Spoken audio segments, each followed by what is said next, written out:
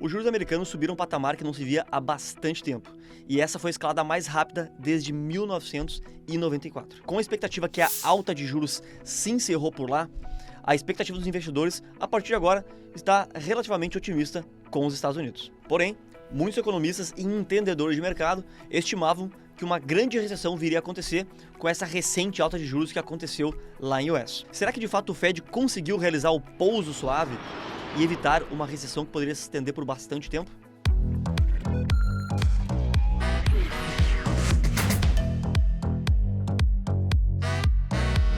A verdade é que o Fed tem dois mandatos principais, que são o primeiro, manter um controle da inflação, que hoje a meta é na casa de 2%, e o segundo, que é acabar fomentando a economia e crescimento sustentável dos Estados Unidos. Porém, até o momento, não conseguiu manter a inflação de volta à meta e hoje ela se encontra na casa de 4%. E mesmo com os dados de inflação fora da meta e alguns outros indicadores não sendo representados de maneira tão agradável, por que o S&P 500 está subindo 19% até o momento neste ano? Na verdade, para entender essa alta relevante ao longo do ano, a gente tem que entender um pouco mais o que representa esse ETF do S&P 500. Quando a gente dá um zoom nesse ETF, a gente tem que entender que 28% dele corresponde ao The Magnificent Seven. Não são esses The Seven que eu tô falando. Esses The Seven são The Boys, que na verdade foram produzidos pela Amazon, que é uma das empresas do Magnificent Seven. As outras empresas que fazem parte desse Magnificent Seven, o editor vai botar agora aqui na tela. E se, por acaso, tirássemos essas empresas do Magnificent Seven e mantivéssemos somente o S&P 493, o resultado não teria sido de 19% ao longo do ano, seria de míseros 6%, bem aquém do que o próprio Bovespa está entregando nesse ano de 2023. Assim, podemos ver que tem apenas 7 empresas que alavancam o resultado do S&P 500, que é a Bolsa Americana, enquanto outras 493 empresas não têm um resultado tão atrativo quanto aparenta. Outro indicador interessante da economia americana a se acompanhar é o CEO's Confidence, que mostra de fato como é que está a confiança dos CEOs das grandes empresas americanas frente à economia lá dos Estados Unidos. Apesar de vermos uma redução na expectativa de recessão no curtíssimo prazo, a gente tem ainda uma expectativa, segundo os CEOs, de 72% de que uma recessão aconteça entre 12 a 18 meses. Isso pode ser acompanhado na imagem que o editor vai botar agora.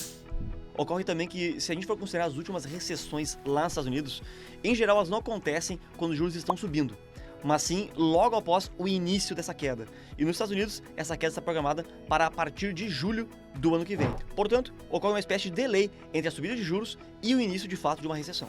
Também vale lembrar que quando ocorre uma mudança na política monetária de algum país, seja uma alta ou uma queda de juros, a gente gosta de mencionar que isso é como se fosse um parto, porque o efeito esperado na economia acontece em torno de 9 meses após essa queda ou alta de juros. Mas um fator que é extremamente importante que a gente lembre é que durante a pandemia do Covid-19 aconteceu um lockdown no mundo inteiro, né, e algumas medidas que são assistencialistas foram tomadas ao redor do planeta. E assim como no Brasil, nos Estados Unidos também teve um auxílio emergencial, só com uma intensidade muito maior do que aqui. Ela foi tão grande que, como a população não tinha com o que consumir, já que nós estávamos de fato em lockdown, os americanos eles acabavam economizando grande parte desse dinheiro. E após esse fim das restrições e com uma poupança um pouquinho mais gorda na conta dos americanos, quando o consumo voltou, ele voltou do seu alavanco.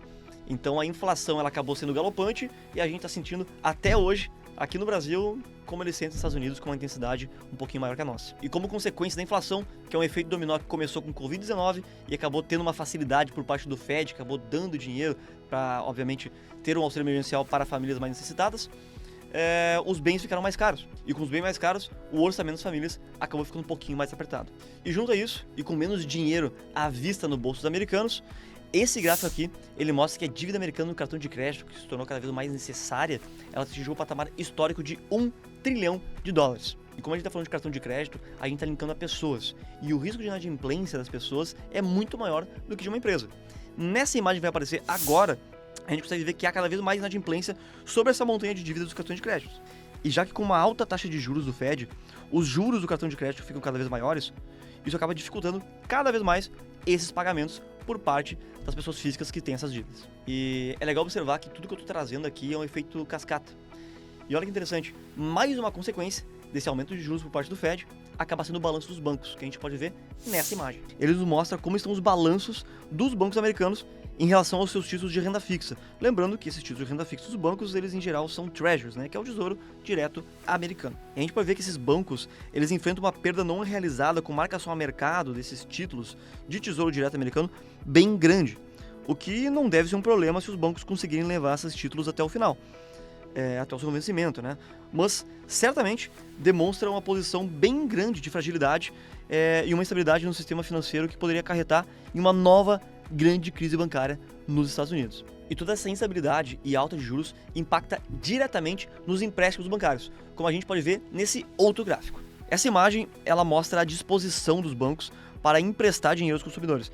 E, por consequência, isso acaba afetando o consumo das famílias, mas não somente isso.